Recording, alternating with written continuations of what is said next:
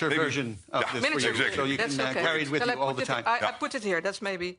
Thank you very much, Ingrid Thijssen, for handing over this statement. Thank you very much, Minister Brekelmans. Mr. Secretary-General, can I invite you to address the forum? Yeah. Well, thank you for that special moment, Ingrid, and thank you for those inspiring words, Minister Brekelmans, dear Ruben. And thank you to everybody involved in organizing this important forum at the Dutch Ministries of Defence and Foreign Affairs, the Confederation of Netherlands Industry and Employers, and of course my wonderful colleagues at NATO. And it's also a pleasure, as always, to be here with my good friend Ursula von der Leyen. There is an ancient Roman saying, if you want peace, prepare for war. It's a simple idea. Make your defenses so strong that no one dares to attack you. Today, NATO's military edge is being aggressively challenged by a rapidly rearming Russia, backed by Chinese technology and armed with Iranian and North Korean weapons. We need to unite, innovate and deliver, and that's exactly what this forum is all about. Across the alliance, we have opened hundreds of new production lines and expanded existing ones. We are now on course to produce more ships, more planes and ammunition than we have done in decades. And NATO is using its unique power to drive demand, increase cooperation and enhance innovation. Just moments ago, we brought allies together to sign another set of important multinational projects. This includes establishing NATO innovation ranges to better integrate technology into our armed forces. And another project to secure the supply chain of defense-critical raw materials. We also agreed to expand our multinational, multi-role air tanker transport fleet. As you mentioned, Minister Brekelmans, dear Ruben, this is a brilliant example of NATO working together with the European Union to deliver world-class air-to-air refueling, transport and medical evacuation capabilities. When it comes to our partners, I'm delighted that we are also joined by our friends from the Indo-Pacific and Ukraine, the source of so much of today's innovation and cutting-edge capabilities. And I welcome the fact, dear Ursula, that Europe is really stepping up. The Readiness 2030 plan promises to unleash up to 800 billion euros for defense. There's no defense without a strong defense industry. And there's no European security without a strong transatlantic bond. So we need to bring down barriers and encourage truly transatlantic defense cooperation. Only Europe and North America together can rise up and meet the challenge. And of course, this includes working with Ukraine, an industrial and innovation powerhouse. And let me welcome the news out of London yesterday of a massive British investment in Ukraine's defense industry, plugging Ukraine's drone producers directly into the British industrial base. This is all great, but we need to do more, we need to do it better and together, and we need to do it now. It is simply unthinkable that Russia, with an economy 25 times smaller than NATO's, should be able to outproduce and outgun us. We must spend more to prevent war. We must win this new war of production. That's what this summit is all about. Allies have agreed an unprecedented uplift in our capability targets. So we now know exactly what forces, resources and capabilities each ally needs to provide. This will require a quantum leap in our collective defense. But I know that when there is a will, our world-class industries and entrepreneurs will find a way. This will also require bold decisions from our political leaders. And that's what we will do at the summit tomorrow, with an ambitious new defense investment plan to spend 5% of GDP for defense. This will mean a huge defense dividend, an engine of growth for our economies, driving literally millions of jobs on both sides of the Atlantic. NATO's leaders are about to take an historic step to provide the resources necessary for strong defense. And now it's up to industry to deliver, and yes, to deliver. So let's get to work. Thank you so much.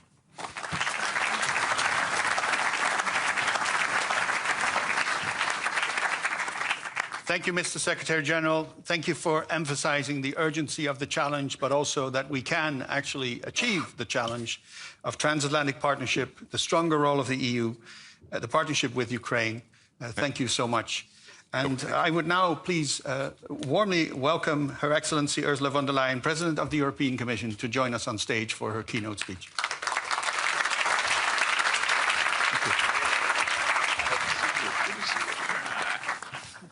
Thank you.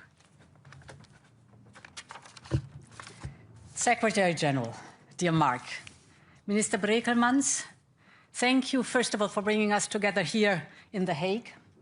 Ministers, Excellencies, ladies and gentlemen, dear representatives of the defense industries, I'm so grateful for this opportunity to exchange with you. Because we all know that the future of Europe, yes, is being written on the front line in Ukraine, but not only. It is also being written in your factories. In record time, you have managed to open new lines and step up production. You're adapting to the new reality of a full-scale war right here on European soil. And just like your industry, all of Europe is facing a changing international landscape.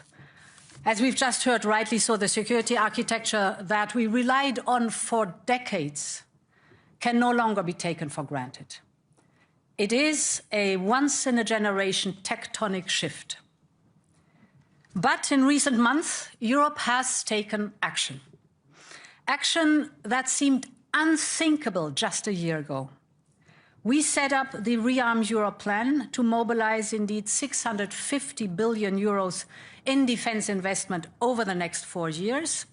And in addition, in just 4 months, we created a new financial instrument, we call it SAFE, with 150 billion euros in loans for joint procurement. So overall, as you said, Readiness 2030, 800 billion euros over the next 4 years to be invested in defense.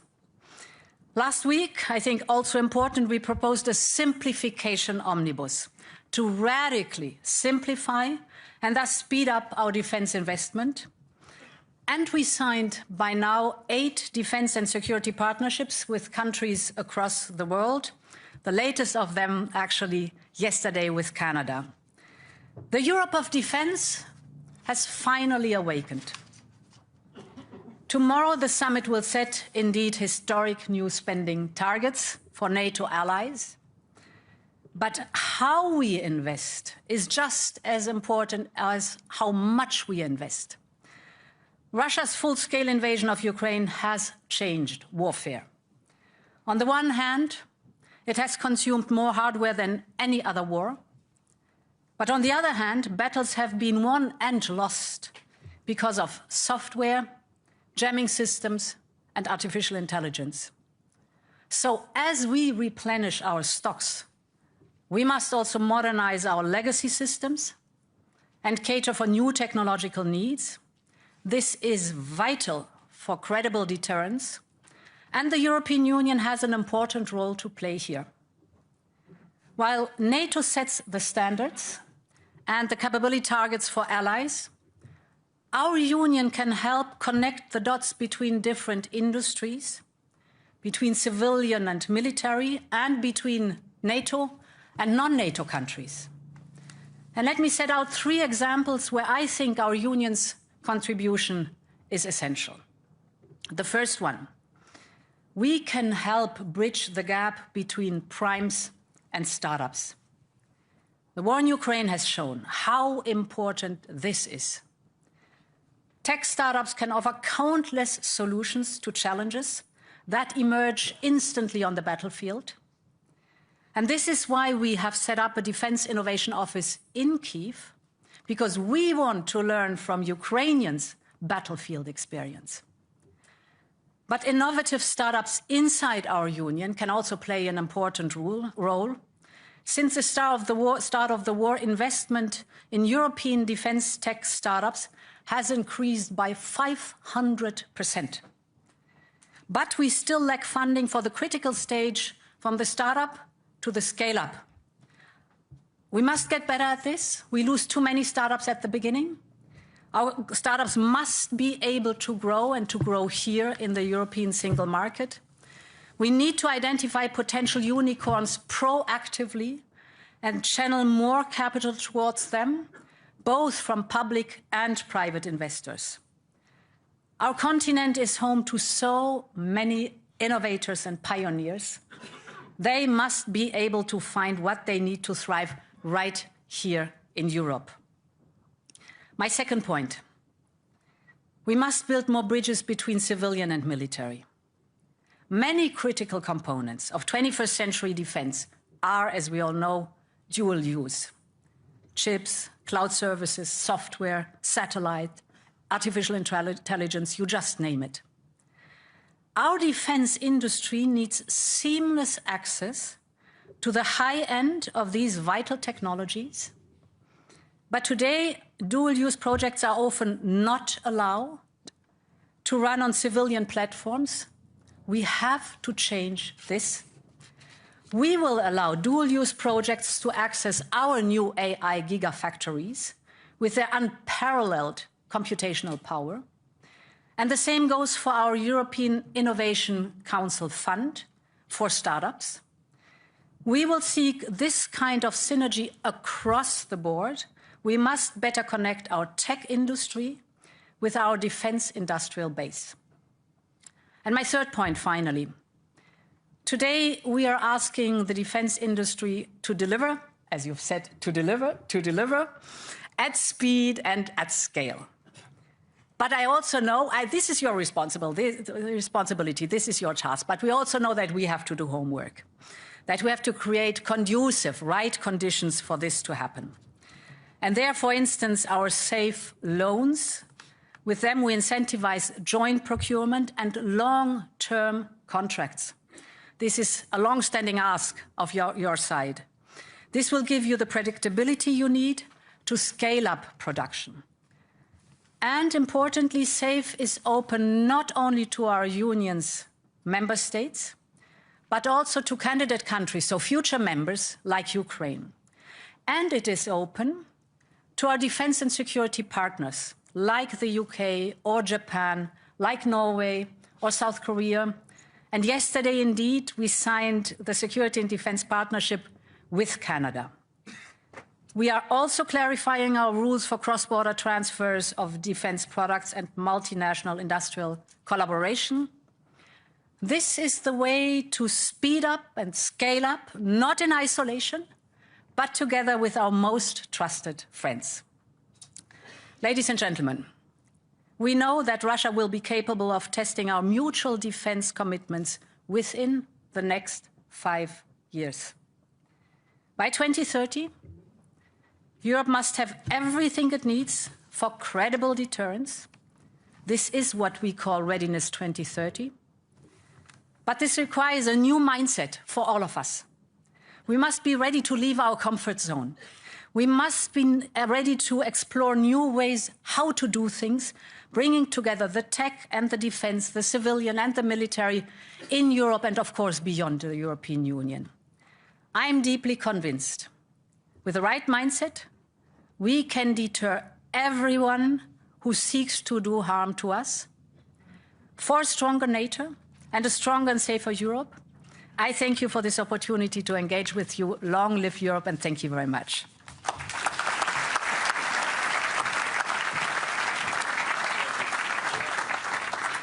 Thank you very much, President von der Leyen, for emphasizing the substantial role of the EU on security, the substantial support for Ukraine, and the substantial role in scaling up defense production. We will now have a panel on EU-NATO synergies, and it will be moderated by Monica Sidianho, Director of the Klingendahl Institute for International Relations. Thank you, Koen. And Your Excellencies, thank you so much for your clear and very concrete directions in your speeches, having the leadership of the EU and NATO side by side on this platform is a very clear political signal. So, Madam President, why is it so important that your organizations work together? So, we've spoken about it many times, looking at this room. Let's take the perspective of a member state or an ally. Every country has one single set of forces.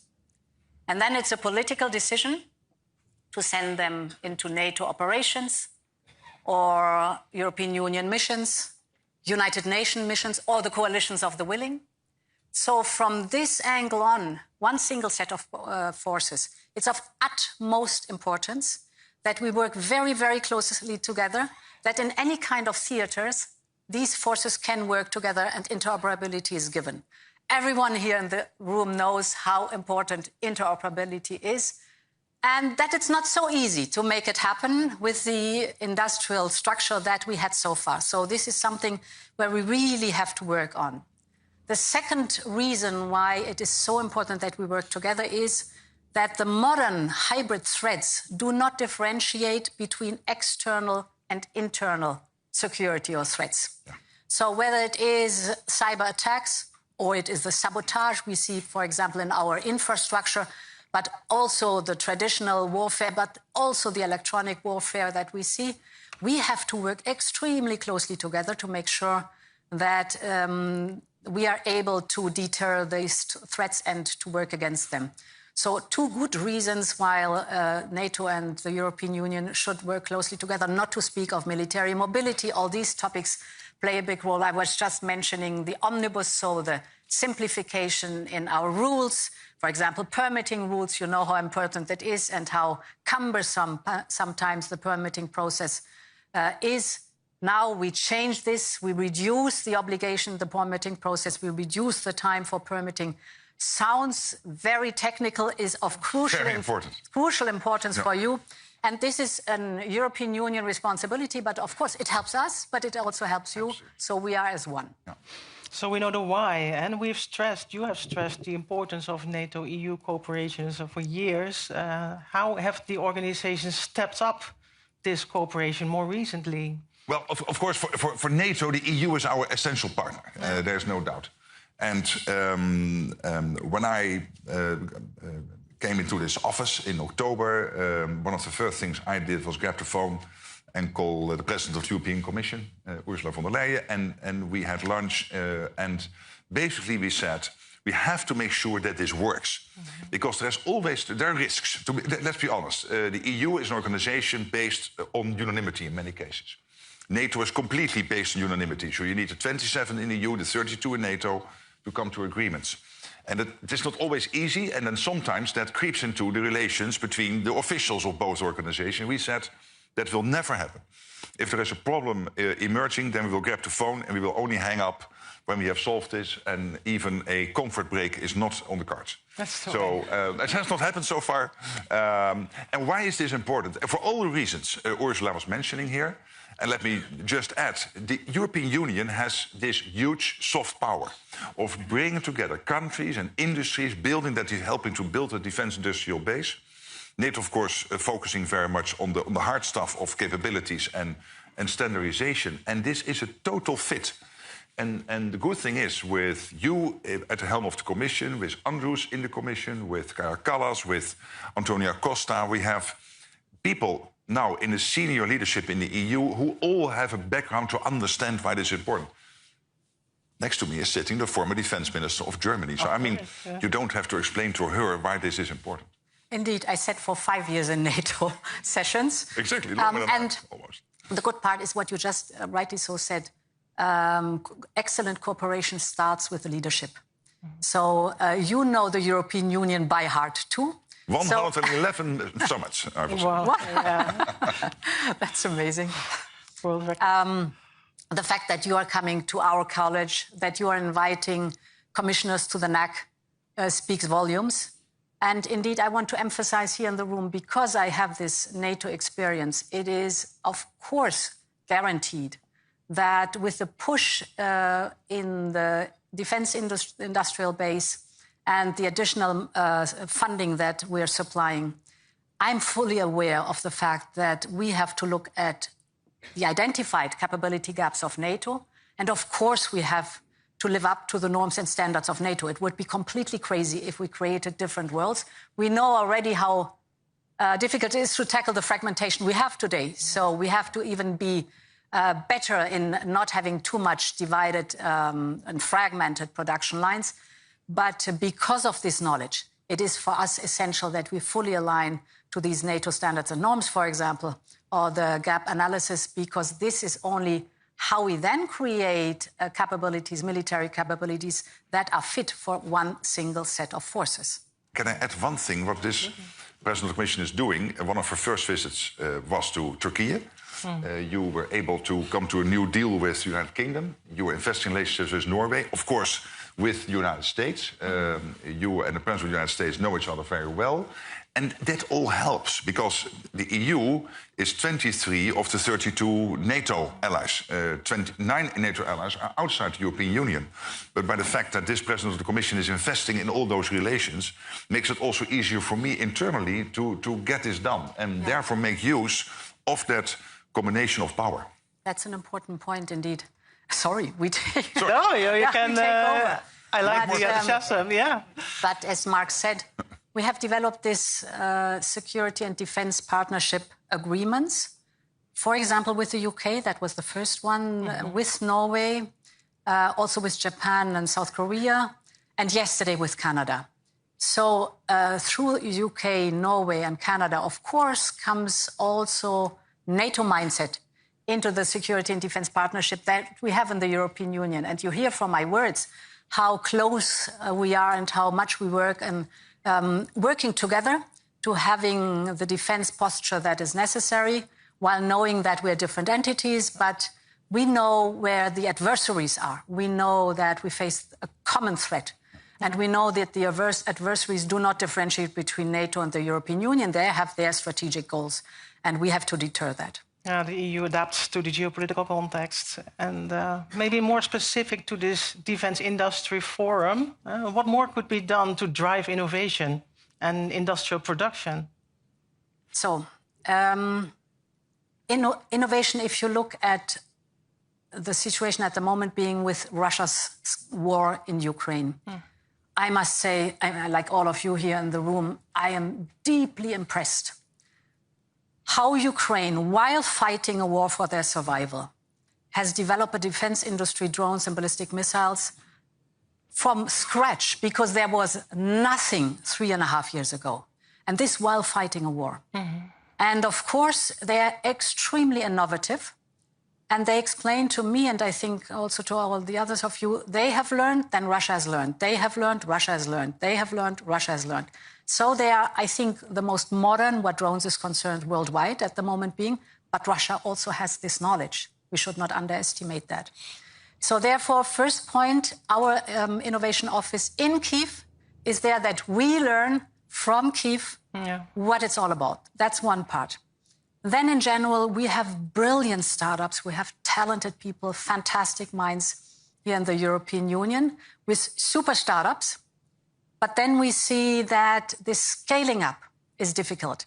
Here in the European Union, it's mostly access to capital and sometimes cumbersome procedures in the single market that is not single enough, but fragmented.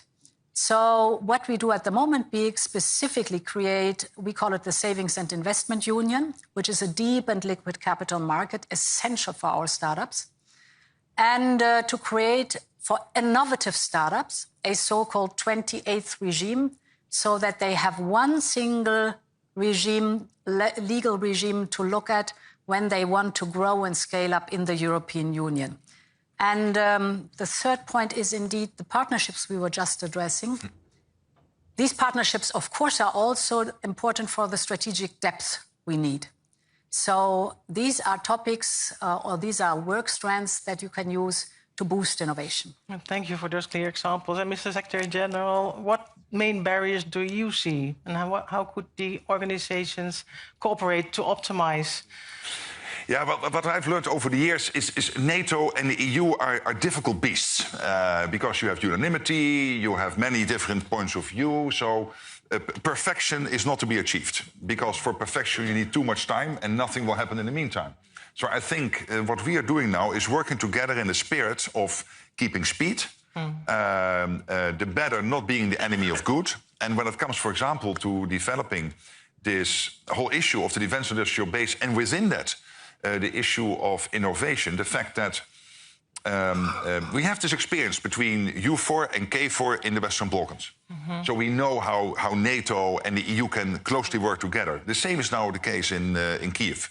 We are really working very closely together, almost as one team, where we have the commands in Wiesbaden, of course, also working for Ukraine. We have our team in Ukraine. We have the EU team in Ukraine.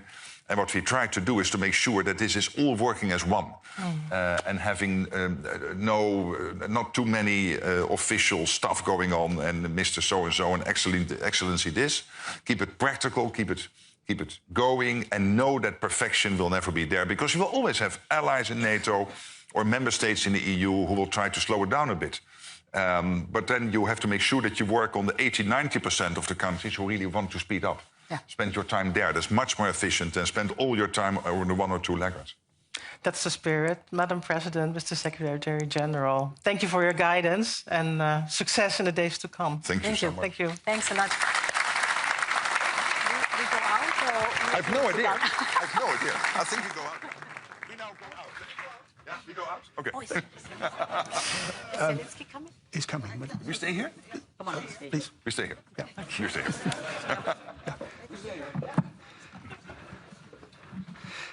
Thank you, Madam President. Thank you, Mr. Secretary General. I think this forum and the way you engage with each other indicates how much progress we have achieved in bringing the NATO alliance and Europe together. And I think that's to the benefit, of course, of the alliance. It's to the benefit of Europe, and it also is to the benefit of Ukraine. And I think, Madam President, you rightly talked about the fact that we were all woken up by the innovation that Ukraine has been able to bring to the battlefield, which was quite impressive. Every time we visit Ukraine, we see in 3 months things have changed. And I think it has woken up everybody here that it's important to support Ukraine, but also it's important to continue our own innovation. We have woken up from a deep sleep, and I think this room is part of that new movement to basically bring the innovation to NATO as well and to the EU. So we're very grateful for this display of cooperation. And we are now waiting for our next guest. Excellent. So it will take another minute for our next guest to join us. And of course, this afternoon, we will have several panels where we focus on some of the issues that you have discussed, including on financing, including how to achieve the capability targets. And we will also talk to the military side of NATO and talk about how all of this, all of what is going to happen tomorrow during the summit will help us basically bring closer the capacities and the capabilities we need in order to make sure that NATO is the alliance that is effectively deterring any aggression. So I think we have a program that will really help foster this partnership that we're looking for, the partnership between governments, the partnership between governments and the private sector, and also, of course, between the knowledge institutes that we now fully engage. So thank you very much for, and we will take another minute. And it's the job. It's the job, and it's the mission that we need to do. So, but thank you very much for being here. Give us 30 seconds or so, and we will be back with you, and we will continue our program.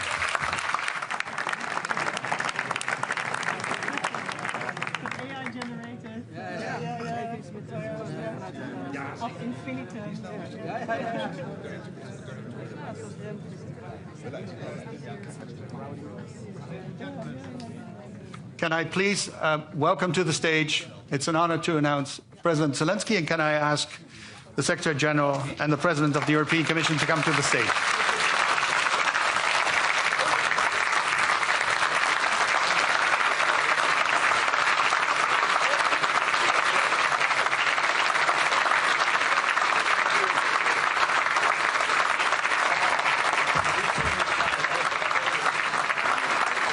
Maybe you can stand over here and allow the photographers. No. Now it's a show in the middle. Yeah. So, and now? Photo or video? Photo. But you have a whole speech there. I think, the lectern is yours. So I will go? You will go. And Mr. President, can I invite you to address the room? Yeah. Thank you. And we go off again. Thank you. That's all. Thank you so much for being here. Please. Thank you very much.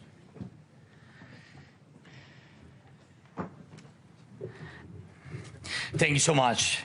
Thank you for invitation. Thank you again, Mark. Thank you, Ursula, Minister, and all the participants. And thanks to Netherlands for hosting us. Thank you so much. So, dear friends, thank you all of your attention to Ukraine and to our joint defense capabilities. The key word here is, I think, is joint. We all understand that the source of this war and the long-term threat to the European way of life is Russia. But in reality, we are not just facing Russia alone. We are facing a network of state and non-state actors that are serving the cause of aggression. This network includes Russia, North Korea, the current regime in Iran, Chinese companies, and many schemes across the world that help produce weapons and carry out operations against our country, our people, and our Europe. Only together can we counter this. And the best way to do it is to hit the core of this aggression hard and to break every link that connects Russia with its accomplices. That's why our priorities are clear: our joint defense production and real restrictions on cooperation with Russia through sanctions and other restrictive measures. Thank you to everyone who's helping us with this. Now, the key points for today about defense production. First, investment and technology.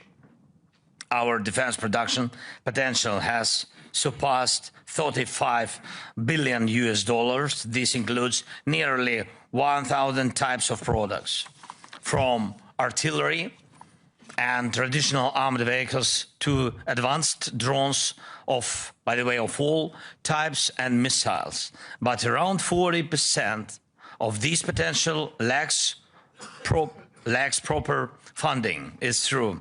That's a problem. For example, we can produce over 8 million drones of different types each year, but the financing allows for far fewer. At the same time, Russia is using not only its oil revenues for defense, but also the resources of regimes like North Korea and Iran, and Russia's corrupt connections in other countries. So our united solidarity is the best answer to Russia's war network.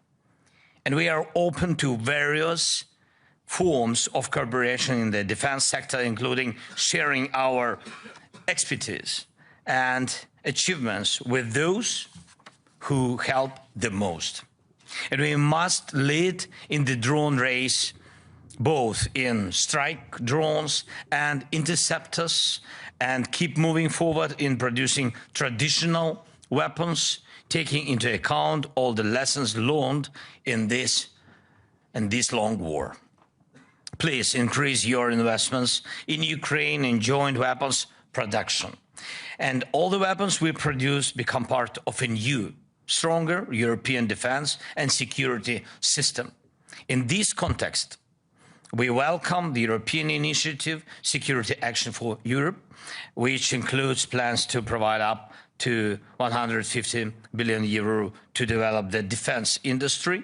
And we call for this program to also be actively used as an extra source of support for our shared security. And it's important to keep in mind that Ukraine is an equal partner to this program, meaning that ensuring security is our common cause.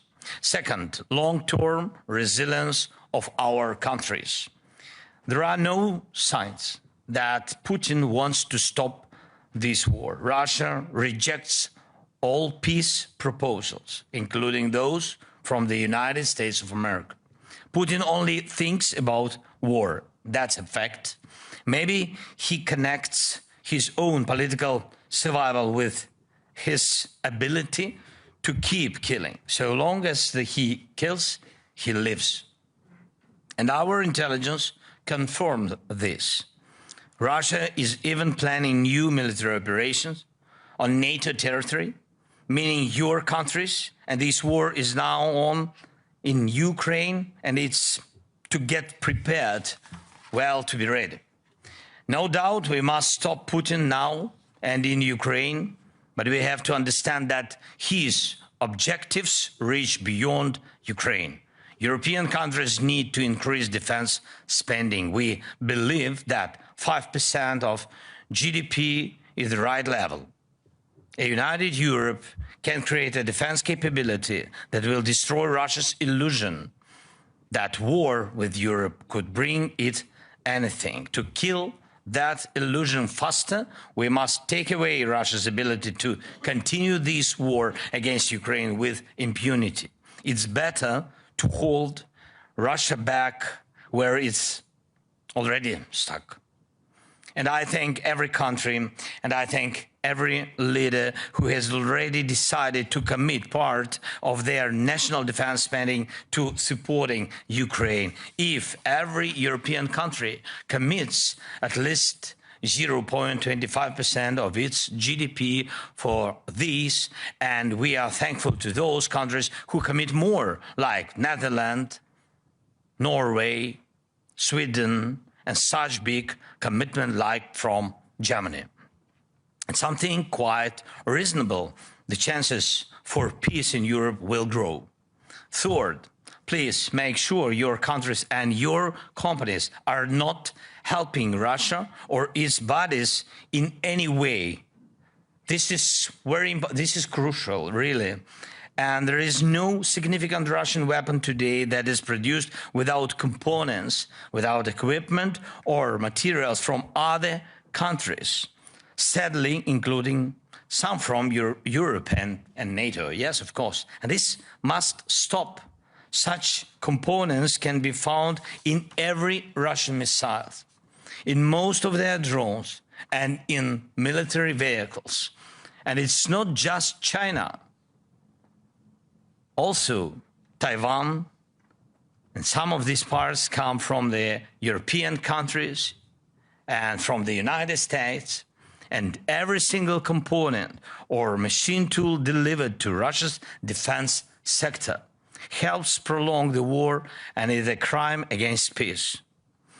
Every scheme that helps them build Shahed drones or any other tools of killing is not just aiding a war against us, it's a threat to you and to the way of life that millions in our countries value deeply. Please, let's make sure that our defense potential and the potential of our partners works for our peace, not for Russia's madness. Thank you. Slava Ukraini. Thank you so much.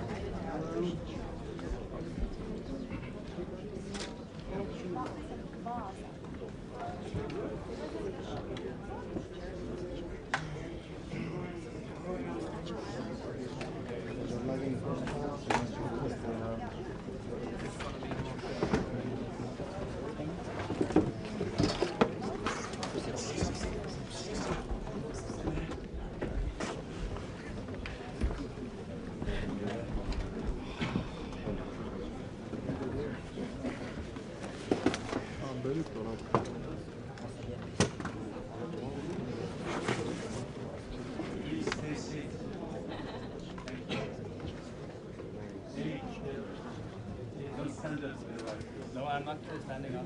Just stand up. Just stay down.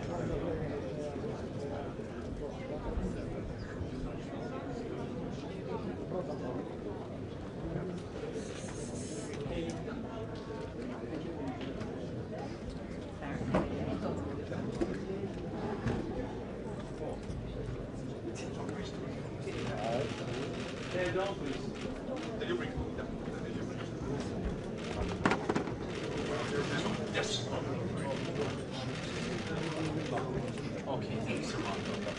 So, good afternoon. It's so good to have this opportunity, Volodymyr, to sit down with the EU leadership and NATO to discuss with you. Again, what we are seeing at this moment is that European and Canadian partners, they are now basically ramping up the support for Ukraine. Already over 35 billion euros pledged this year.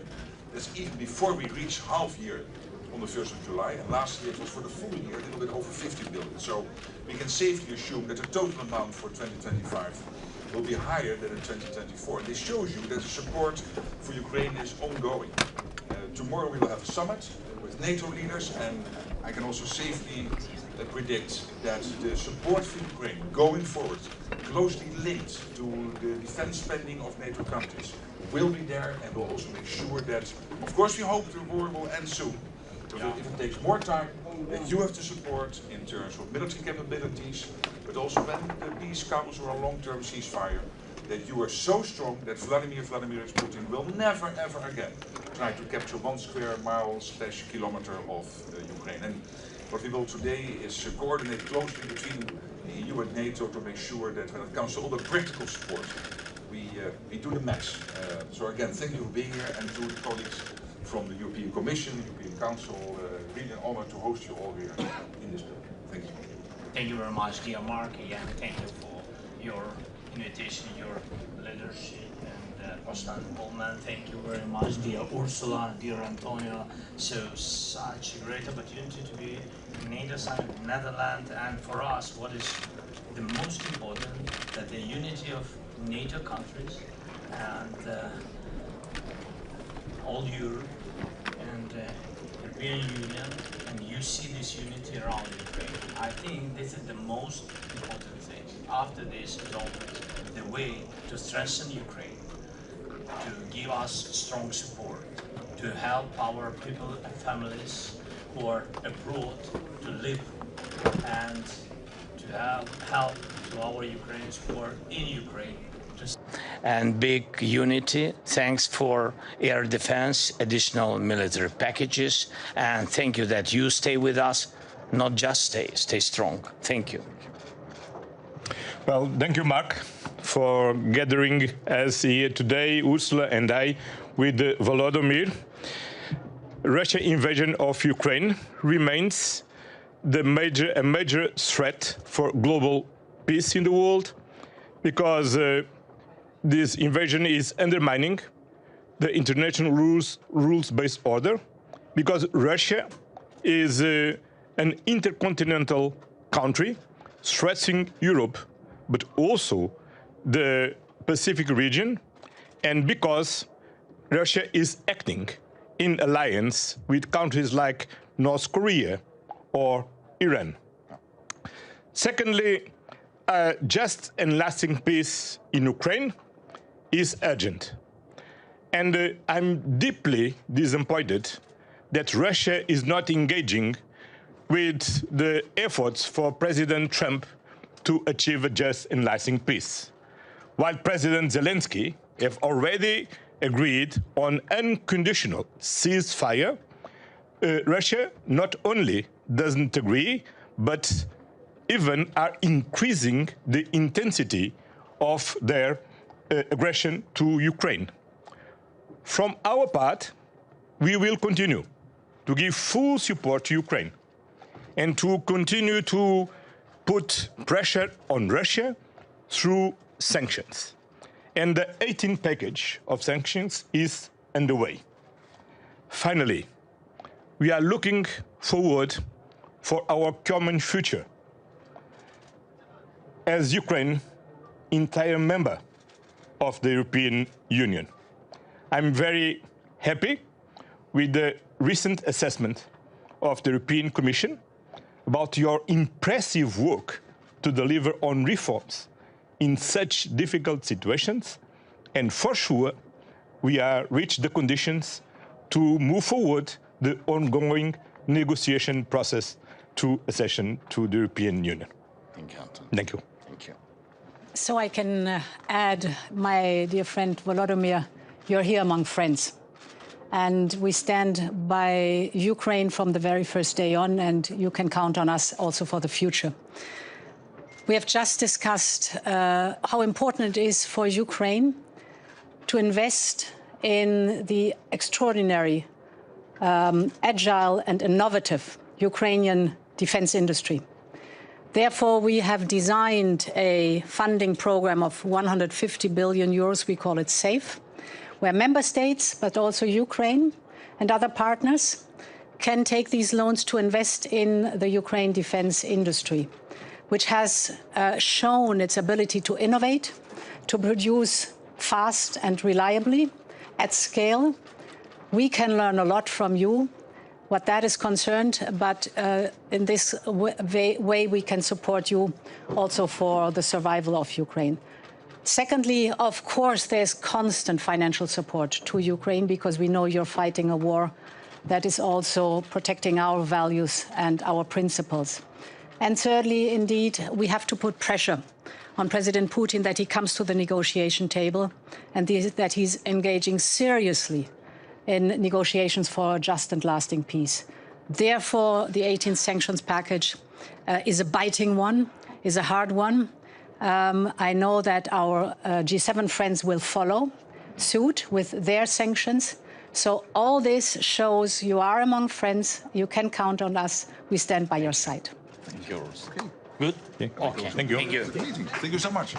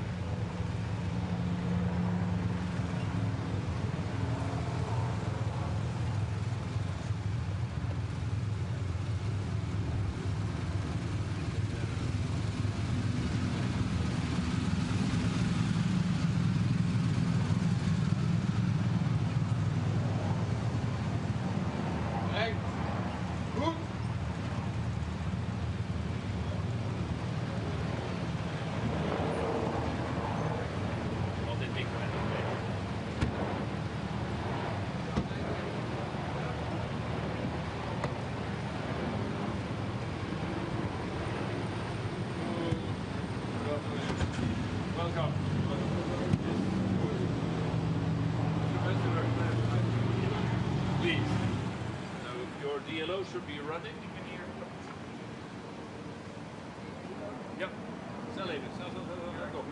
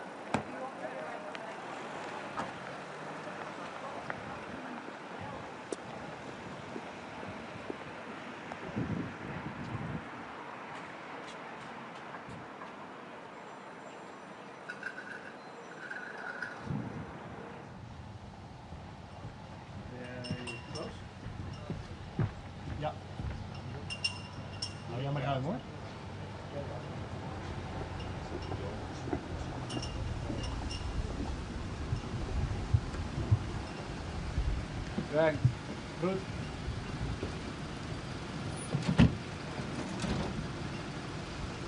Hello, good afternoon. Welcome. Thank you very much. Welcome. And I've got some of your people here too. Okay.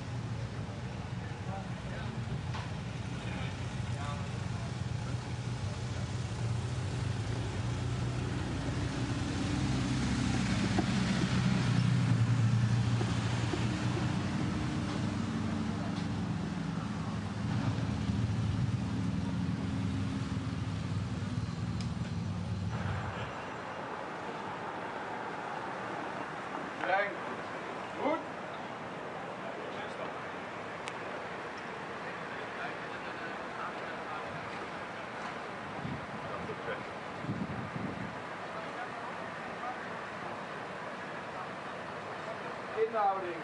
Stop.